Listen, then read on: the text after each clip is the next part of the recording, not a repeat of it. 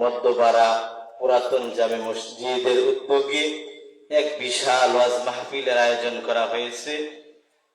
20 November রোজ বৃহস্পতিবার আজকের মাহফিলের যিনি সভাপতি সাহেব আলহাজ হযরত মাওলানা মোহাম্মদ ইউসুফ আলী সাহেব, সিনিয়র শিক্ষক, গুরুপুর শহরুল উলুম দাখিল মাদ্রাসা। উক্ত ওয়াজ মাহফিলের আজকে যিনি প্রধান বক্তা মুফতি জুনায়েদ আল আবরারি সাহেব, খতিব বাইতুন নূর জামে মসজিদ। আজকের এই মাহফিলের ভিতরে যারা আমার সামনে উপবিষ্ট আছেন এবং পর্দায় অবস্থানরত শ্রদ্ধেয় সম্মানিত মা ও বোনেরা, শুকর আল্লাহ তাআলার দরবারে যে মহান আল্লাহ রাব্বুল আলামিন আমাকে আপনাকে এই যে একটি জান্নাতের বাগানের ভিতরে বসার তৌফিক দান করেছেন। সকলে একবার কালিমাতুশ শুকর আদায় করি, আলহামদুলিল্লাহ। এই যে আমরা যেই একটি বাগানের ভিতরে বসছি, অর্থাৎ গতকালকে এই জায়গাটা কিন্তু জান্নাতের বাগান ছিল না, জান্নাতের বাগান ছিল না। আজকে যেহেতু একটা ওয়াজ মাহফিলের আয়োজন করছে এখানে, এই জন্য এখানে বক্তারা ওয়াজ মাহফিল বয়ান করবেন এবং অন্যান্য উলামায়ে কেরামরা আসবেন। এই জন্য এই মাহফিলটা একটা জান্নাতের বাগান হয়ে গেছে। তো ভাই, আমি এখনো তাদেরকে অনুরোধ করব, যারা এখনো দোকানপাটে বসে আছেন, আপনারা দোকানপাটে আড্ডা না দিয়ে আপনারা এই জান্নাতের বাগানের ভিতরে বসে যান। কারণ কবির ভাষায় বলেন, আজ খোদা খা, আজ খোদা খা হিমে তৌফিক আদাব, আজ খোদা খা হিমে তৌফিক আদাব, বেদব মাহরুম গাশ আজ ফজলরা, বেদব মাহরুম গাশ আজ ফজলরা। এটা একটা জান্নাতের বাগান। তো ভাই, এখনো যারা রাস্তাঘাটে ঘুরতেছেন, এই জান্নাতের বাগানের সাথে আমাদের বেয়াদবি করা যাবে না। এটা আমাদেরই মাহফিল, আমাদেরই অত্র এলাকার মাহফিল। এখন এই মাহফিলের ভিতরে যদি আমরা না বসা দোকানপাটের ভিতরে যদি আড্ডা দেই, তাহলে দেখা যাবে এই মাহফিলের যারা বয়ান করবেন, অর্থাৎ দূর দূরান্ত থেকে যে উলামায়ে কেরামরা আয়েশা আপনাদেরকে বয়ান শোনাবেন, ওই মানুষগুলো কষ্ট পাবে। তো তাদেরকে কষ্ট না দিয়া আপনারা এই তাড়াতাড়ি প্যান্ডেলের ভিতরে চলে আসেন, তাদের মনটাকে জয় করিয়া দেন। তো আমি আপনাদের মাঝে যে আয়াতে কারিমা আমি তেলাওয়াত করেছিলাম, যে আফা হাসিবতুম আন্নামা খালাকনাকুম আবাসা ওয়া আন্নাকুম ইলাইনা লা তুরজাউন, যে তোমরা কি ধারণা করতে পারো যে আমি আল্লাহ তাআলার নিকট তোমরা ফিরে আসবে না? আফা হাসিবতুম আন্নামা খালাকনাকুম আবাসা ওয়া আন্নাকুম ইলাইনা লা তুরজাউন, তোমরা কি এটা ধারণা করো যে আমি আল্লাহর রবের নিকট তোমরা ফিরে আসবে না? এটা কি তোমরা ধারণা করো? না, এটা আমরা ধারণা করি না। কারণ যে আল্লাহ রাব্বুল আলামিন আমাদেরকে দুনিয়াতে পাঠিয়েছেন, ওই আল্লাহ তাআলা আমাদেরকে আবার কি করবেন? এই দুনিয়া থেকে নিয়ে যাবেন। ওই আল্লাহ তাআলা কি করবেন? আমাদেরকে এখান থেকে সেই অন্ধকার কবরে আল্লাহ তাআলা আমাদেরকে দুনিয়াতে নিয়ে যাবেন। আল্লাহ তাআলা কুরআনুল কারীমের ভিতরে, অর্থাৎ অপর এক আয়াতের মধ্যে বলতেছেন, ইন্না আরাদনাল আমানাতা আলাস সামাওয়াতি ওয়াল আরদ, অর্থাৎ এই যে কোরআন আল্লাহ তাআলা নাযিল করেছেন কার উপরে? হযরতে মুহাম্মদ রাসূলুল্লাহ সাল্লাল্লাহু আলাইহি ওয়াসাল্লামের উপর কি করছেন? এই কোরআন শরীফ আল্লাহ তাআলা নাযিল করেছেন। এই কোরআন শরীফ আল্লাহ রাব্বুল আলামিন এই কোরআনুল কারীম যেদিন আল্লাহ তাআলা নাযিল করেছিলেন, ওই দিন আল্লাহ তাআলা ইন্না আরাদনাল আমানাতা আলাস সামাওয়াতি ওয়াল আরদ, ওই দিন আল্লাহ তাআলা সর্বপ্রথম কুরআনুল কারীম নাযিল করার পর আল্লাহ তাআলা সর্বপ্রথম আসমান রে ডাক দিয়া বলছিল, ওরে আসমান, আমার কালামুল্লাহ শরীফ আমি নাজিল করেছি, এর আমানত তোমার গ্রহণ করতে হবে, এর মার তোমার গ্রহণ করতে হবে। ওই দিন আসমান বলেছিল, আল্লাহ গো,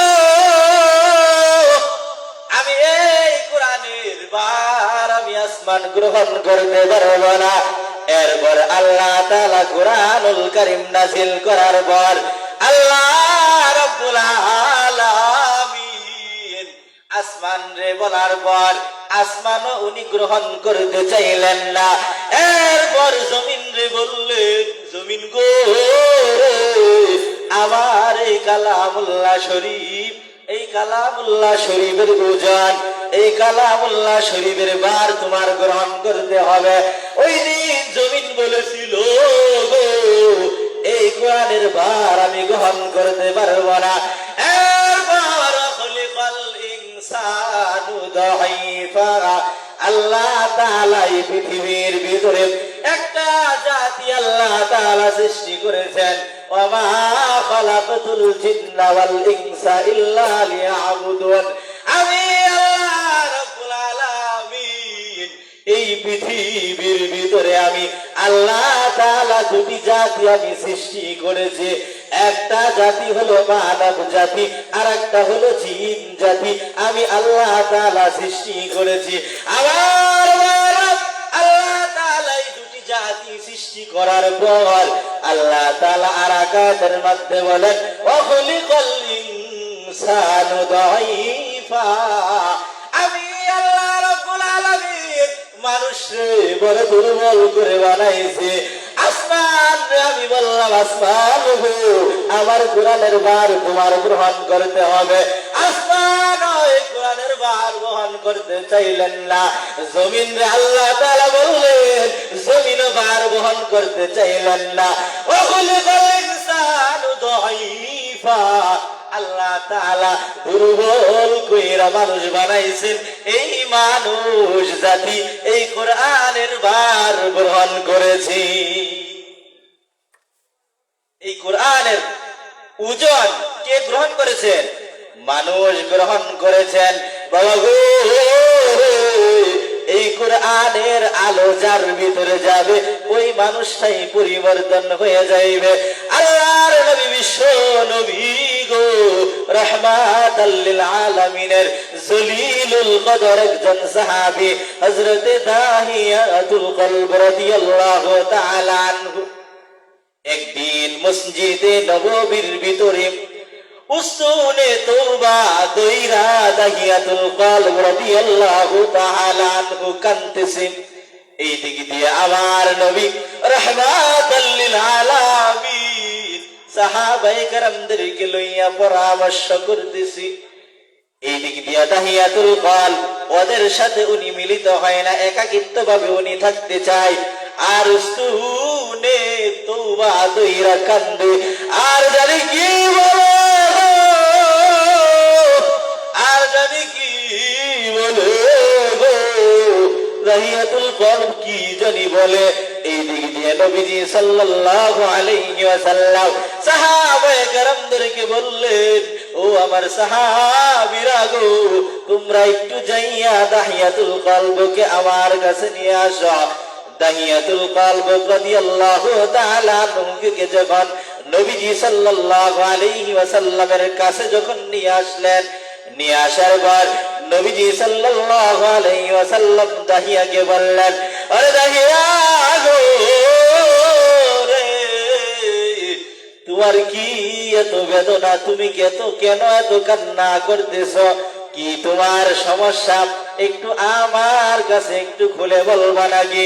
নবীজি সাল্লাল্লাহু আলাইহি ওয়াসাল্লাম বললেন, তুমি সবে মাত্র তুমি ইসলাম ধর্ম গ্রহণ করেছ, কিছুক্ষণ আগে তুমি ইসলাম ধর্মের ভিতরে তুমি আসছো। তোমার আগে গো আমার একজন জলিলুল কদর সাহাবী হযরত ওমর ফারুক রাদিয়াল্লাহু তাআলা আনহু, তিনিও ইসলাম ধর্ম গ্রহণ করেছেন। তিনি তো কান্না করতেছেন, তুমি কেন কান্না করতেছ? উমর ফারুক রাদিয়াল্লাহু তাআলা আনহু যেদিন মক্কার ভিতরে কাফেররা বলেছিল যে ব্যক্তি মুহাম্মদের কল্যাণ আনতে পারবে তাকে আমি 100 লাল উট পুরস্কৃত করব।